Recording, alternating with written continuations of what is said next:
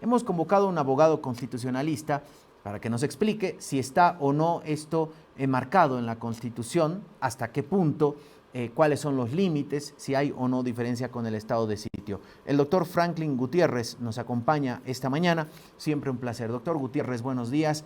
Diego Montaño lo saluda. Diego, es un placer estar nuevamente en tu programa. Agradecerte siempre por esta cobertura y felicitarte por la orientación que siempre da tu medio a la sociedad para evitar especulaciones, subjetivismos. Es bueno consultar a la academia, siempre, siempre es bueno. Sí, y en ese sentido nosotros agradecemos mucho a usted y a los profesionales que siempre acceden a, a salir de las consignas y ayudarnos a entender de una manera simple qué quiere decir lo que están hablando los actores políticos. La pregunta, doctor Gutiérrez, ¿estado de excepción es lo mismo que estado de sitio? Bueno, en la Constitución actual nos habla de estado de excepción, porque excepcionalmente se ponen límites a derechos fundamentales como ser el libre tránsito, la reunión de varias personas, eh, la libertad de expresión en muchos casos, lo que en regímenes de facto se llamaba el toque de queda o el estado de sitio, ¿no? El estado de sitio se utilizaba antiguamente para establecer que en un sitio determinado hay convulsión, hay conmoción, y en ese estado, en ese sitio, debería ejercerse control porque la seguridad interna de un estado está en peligro.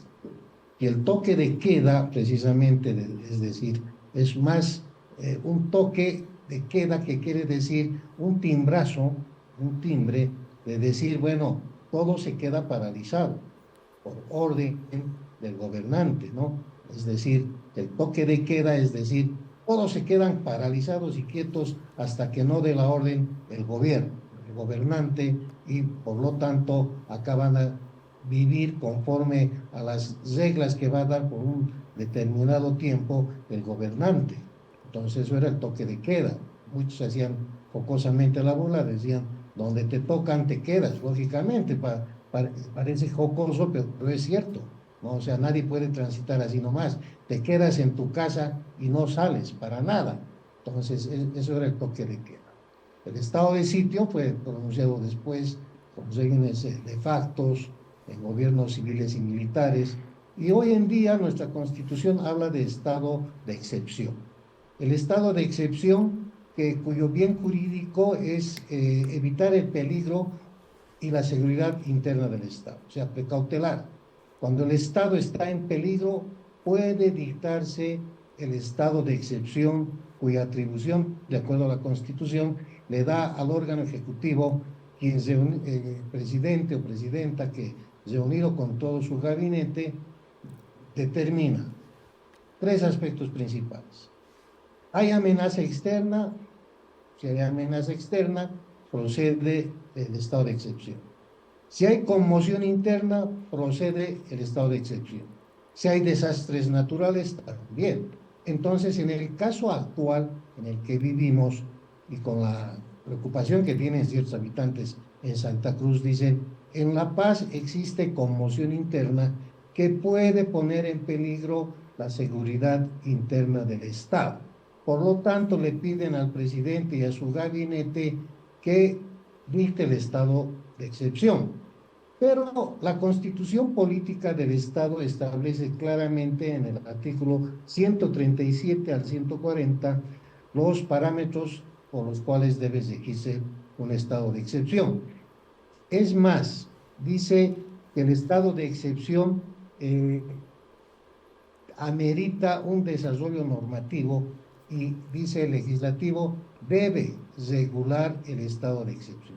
Bajo ese mandato constitucional,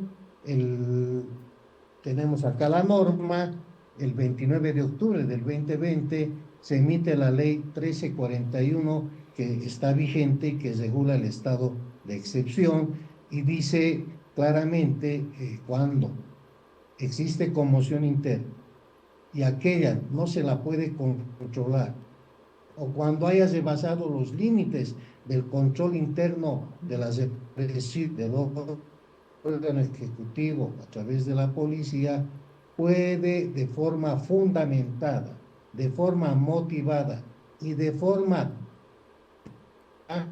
puede dictarse el estado de sitio en todo el territorio nacional o en parte o en una porción territorial. Pero debe demostrarse de que ha habido esa necesidad, esa utilidad y esa proporcionalidad en la que yo puedo utilizar a las Fuerzas Armadas y decir, bueno, voy a dictar estado de sitio primero y después meto a las Fuerzas Armadas. Mientras yo no dicto el estado de sitio, como presidente, no puedo meter a las Fuerzas Armadas. Tengo Ahora, que meter a las Fuerzas Armadas primero dictando estado de sitio, y para dictar estado de sitio tengo que decir, la policía ya es insuficiente, doctor el Gutiérrez, Ministerio de Gobierno no puede materializar sus estrategias y la policía ha sido rebasada. doctor Y recién Gutiérrez, dicto estado de sitio y sí. luego pido la intervención de las Fuerzas Armadas. Quisiera que ahí nos ilustre cómo han participado las Fuerzas Armadas entonces en anteriores operativos donde no había estado de sitio. Me voy al sábado pasado en el denominado corredor humanitario, donde sí hubo una coordinación entre efectivos policiales y militares, aunque desde el gobierno decían los efectivos militares no llevaron armamento, sí ayudaron a desbloquear algunos puntos. O vámonos más atrás a noviembre del 2019, donde sí las Fuerzas Armadas tuvieron ya una participación más activa. ¿Pueden participar sin declarar estado de sitio o de excepción? A ver, la participación de las Fuerzas Armadas en un estado de excepción tiene su límite. Primero hemos dicho, primero debe dictarse estado de sitio. ¿Para qué? Para que las Fuerzas Armadas puedan ejercer control estratégico sobre la sociedad civil.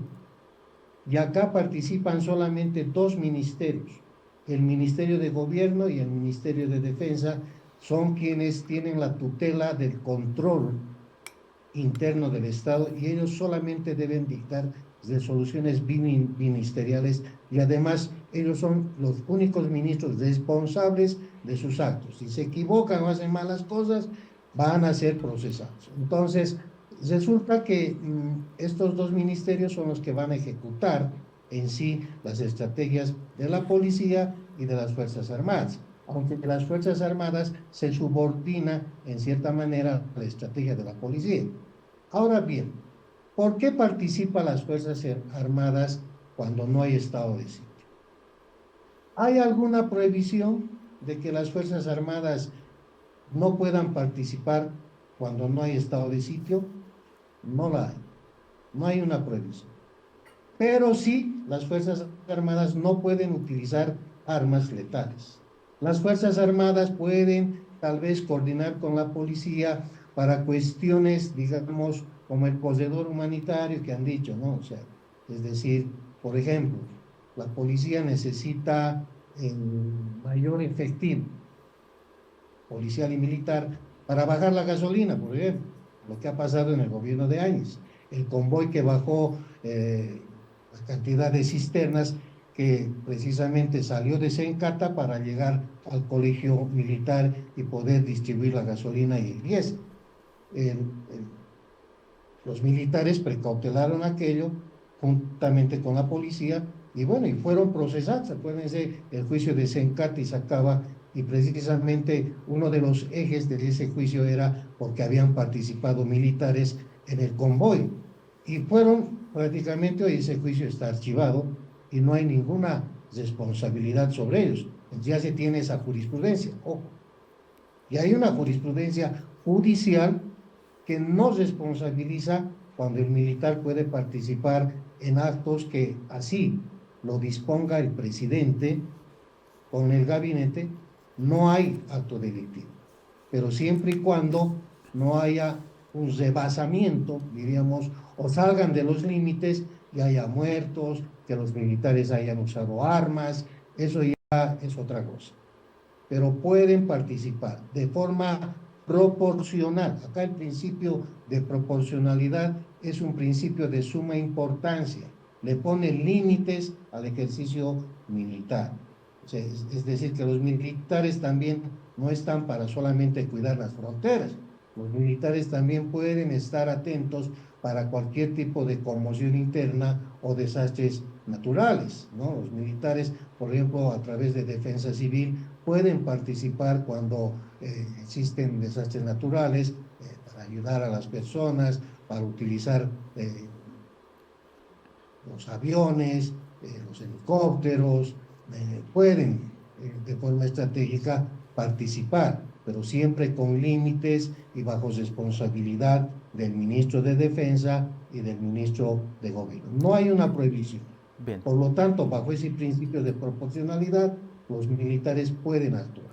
Doctor Gutiérrez, el diputado de la Alianza Unidad, Carlos Alarcón, el pasado 14 de mayo decía en una conferencia de prensa que hay ciertos candados en esta ley 1341 de octubre del 2020 que limitan la posibilidad al Ejecutivo de declarar fácilmente un estado de excepción. ¿Cuáles serían estas limitaciones que entiende el diputado Alarcón debería pasar por él sugería una modificación de la ley 1341 en la Asamblea Legislativa para así allanar el paso al Ejecutivo a declarar un estado de excepción? Bien, el diputado Alarcón se ha debido referir concretamente al artículo 19 de la ley 3141. Pero toda norma tiene un contexto histórico, esto hay que tomar en cuenta. La ley 3141 precisamente se la lanza por el tema del COVID, viene por el problema de las conmociones con Evo Morales, el problema del gobierno de Yanine Áñez, y la Constitución dice que el estado de excepción debe ser regulada mediante ley. En ese momento histórico, diríamos entre el 19 y 20, no se olviden ustedes que los militares recibieron un decreto supremo donde se los eximía de responsabilidad por sus actuaciones y prácticamente utilizaron armas letales. Es decir, que bajo una cadena de mando se utilizó, pues, y esto se vio en el juicio de Sencata y Sacaba, donde se utilizaron armas, se utilizaron balas con calibre, entonces no había un control específico para aquello, y hubo muertos, lógicamente, hubo muertos. Entonces había que ponerle, digamos, ciertos límites al ejercicio militar. Bajo ese contexto histórico de ese entonces, lanzan el artículo 19 y el candado al que debe referirse el diputado Alarcón es al siguiente: que los militares no pueden, vean el artículo 19, parte 1 romano y 2 romano, que los militares no pueden entrometerse en conmociones internas si es que no se declara primero el estado de excepción. Ese es el candado. Entonces, si yo como comandante de un regimiento me dice el ministro de Defensa, vaya usted con un ejército de 40 hombres y lleve metralletas, lleve armas letales y vaya a precautelar, digamos, o quieren hacer volar de nuevo la planta de Sencata.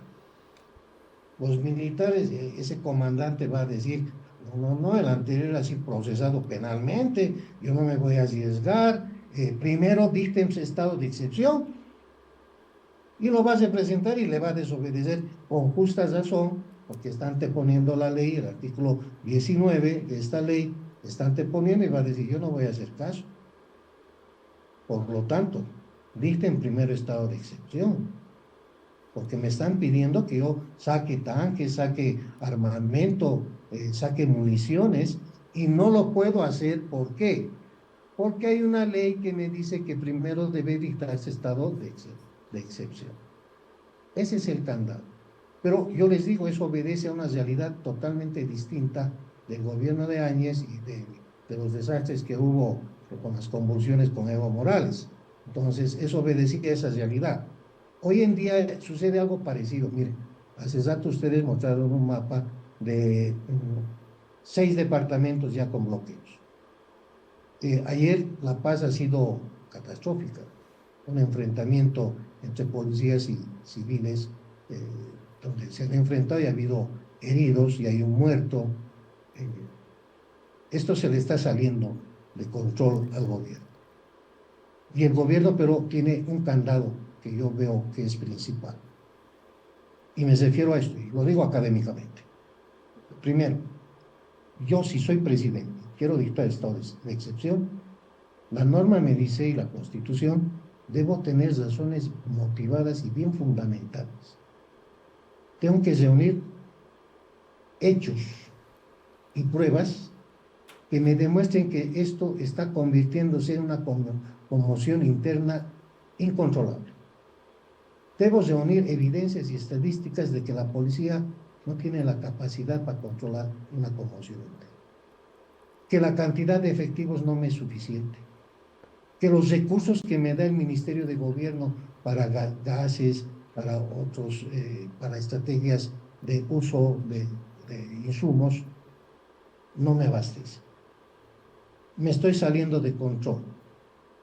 La ley dice, me tiene que fundamentar, me tiene que motivar muy bien y demostrar con todo ese informe y ese fundamento, usted me dicta estado de excepción.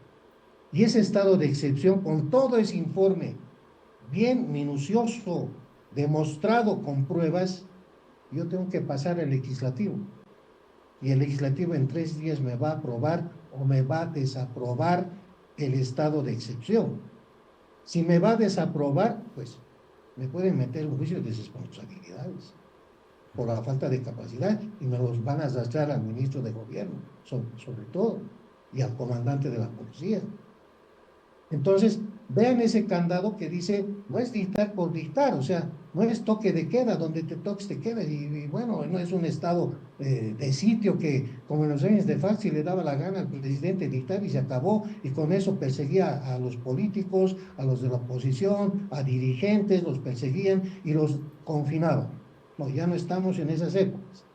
Debe haber demostrado el presidente y sus ministros del área de gobierno y de defensa que ya es incontrolable, que no tienen la capacidad suficiente para controlar la conmoción interna y ahí recién se dicta el estado de excepción. Ese es un candado, pero es un candado, no diríamos, no es un candado, podríamos decir, malicioso. En cualquier estado democrático, el presidente, si maneja estratégicamente su ministerio de gobierno y su ministerio de defensa, va a poder demostrar aquello. Pero yo veo que por la paciencia que tiene nuestro presidente, veo que no es necesario. No es necesario. O sea, la policía está actuando, está reprimiendo, está evitando que ingresen a la plaza Murillo, pero lo que no se están fijando es que muchas veces no solamente la conmoción, el problema vino porque no había gasolina. Y este es un problema de la gasolina basura. Otro, no hay pollo, no hay carne, los mercados están desabastecidos. ¿Y eso qué va a generar? Va a generar reacciones en la gente, en las mujeres, en los niños. Va a generar no solamente que la gente salga a las calles por entrar al palacio a pedir la renuncia del presidente, Doctor sino que Gutiérrez. acá se habla de corredor humano. Esos corredores humanos, a ver, planteen en el Alto, no existen. Doctor No Gutiérrez, con la este Cruz Roja panorama, puede ingresar, pese a que pueden, no sé si me escucha el doctor. Se lo utiliza Doctor, para meter armas, pero no es así. Doctor, con este escenario en el que hay más de 30 puntos de bloqueo en el país, en el caso de los centros de salud en La Paz, dicen que les queda oxígeno hasta mañana. No hay medicamentos, no hay carne, no hay pollo, no hay alimentos para la población, para quienes vivimos en la ciudad de La Paz. Hay casi diríamos, una coincidencia en muchos arcos, en el arco político, en muchas de las fuerzas políticas que hoy integran la Asamblea, una coincidencia en que el gobierno debería dictar estado de excepción. ¿No sería todo eso suficiente? Y créame que no estoy a favor de que se dicte el estado de excepción, como muchos colegas y analistas sí, pero no es la intención por ahí, sino digo, todo este escenario, más una coincidencia en las fuerzas políticas que hoy integran la Asamblea. ¿No es el escenario ideal para dictar un estado de excepción? Yo creo que el presidente tiene miedo a que sea sometido a un juicio de responsabilidades posteriormente. ¿Por qué? Porque para el estado de sitio, reitero, yo tengo que demostrar haber agotado las conciliaciones y las conversaciones con los grupos que están en las calles. Tengo que demostrar con actas y decir, no quieren resolver, les he propuesto esto, a los maestros les he aumentado su sueldo y bueno, a los mineros les he dado tanto beneficio y se han ido. Perfecto, es acta y ya está. Pero con estos señores que están en las calles, ¿qué ha hecho el gobierno? ¿Qué conversaciones ha utilizado? ¿Qué estrategia de diálogo ha tenido? Esas actas las tiene que reunir, lo tiene que documentar muy bien, hasta con recortes de prensa, ya informes de segunda mano, tenerlo bien y decir, he agotado todo. Y seguramente el presidente, para dictar un estado de excepción, va a tener que mostrarle al pueblo públicamente, a través de una conferencia, bueno, cuántos muertos ha habido, quiénes son los dirigentes que han rechazado el diálogo, con nombres y apellidos, cómo yo he querido resolver las reivindicaciones, cuáles son, porque hay gente que no sabe por qué están en las calles, pero también hay gente que no sabe qué les ha ofrecido el gobierno o qué soluciones ha dado. O sea, de uno y el otro lado no se sabe casi nada. Entonces, yo creo que para dictar un estado de excepción, primero hay que informar bien y el gobierno tiene que dialogar con el país y decir, esta reivindicación la he querido solucionar con esta propuesta y no la quieren aceptar. Y si no la quieren aceptar razonablemente, es que acá no hay la intención de derechos reivindicatorios que están en la Constitución. Acá hay terrorismo, aquí hay subversión y aquí hay una intención de golpe de Estado.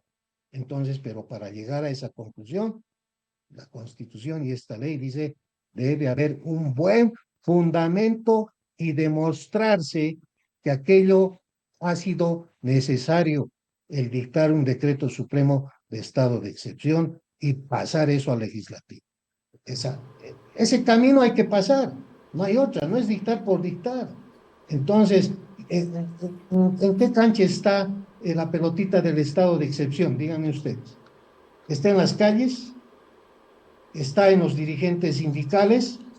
No, está en el poder ejecutivo, en el órgano ejecutivo, que seguramente están reuniendo evidencias, están reuniendo actas, están viendo certificados forenses de los heridos, informes de la fiscalía, cuántos enfermos hay, cuántos heridos, cuál es el daño económico que está sufriendo, sobre todo La Paz, las empresas, la, la, la economía del país, qué daño está sufriendo, y con todo eso puedes decir, esta es mi tesis, este es el decreto supremo del estado de excepción y los respaldo con todo este informe y esta documentación, que todo eso se va a ir al legislativo para que en 72 horas le aprueben. Entonces, vean ustedes, no es tan fácil, no es tan fácil, pero la pelotita está en el señor presidente y todo su gabinete. Doctor Gutiérrez, muchas gracias por atendernos esta mañana. Será hasta otra oportunidad, seguro, para hacerle consultas. Hay tantas en este momento que nos quedaríamos todo un programa solo con usted. Gracias, que tenga buen día. Cuando ustedes gusten, hasta otra oportunidad. Hasta luego, Diego. Gracias al doctor Franklin Gutiérrez, abogado constitucionalista, a propósito del famoso estado de excepción. De manera detallada y sobre todo jurídica y académica nos explicaba cómo se aplica, cuáles las diferencias o no con el estado de sitio.